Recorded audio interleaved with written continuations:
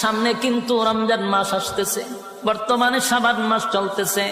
এখন যদি ফিরে না আসি কবেই বা ফিরে আসব?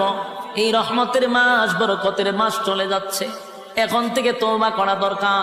আল্লাহ আপনার হুকুম যা লঙ্ঘন করছি, তাম জিন্দেগির গুনার বোঝা মাথায় লইয়া নজুলে রহমতের সময় যদি চোখের পানি গুলো ছেড়ে দিয়া কান্দেন আর বলেন, মালিক জীবনের সব গুনার উপরে লজ্জিত, আল্লাহ এতদিন আপনার হুকুম পালন করি নাই, আল্লাহ শয়তানের ওয়াসওয়াসায় পড়ে করছি গো, আপনি মাফ করে দেন।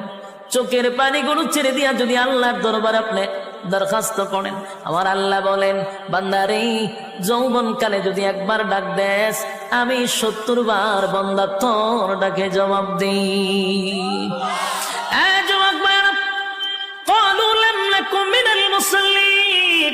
যারা দুনিয়ার জমিনে মুসল্লি ছিল না তারাই তো জাহান্নামী, এক নম্বরে জাহান্নামে যাওয়ার কারণ।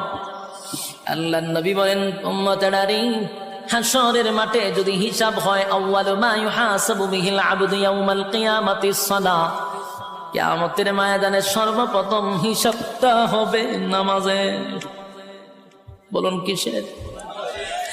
১ নম্বর হিসাব হবে নামাজ।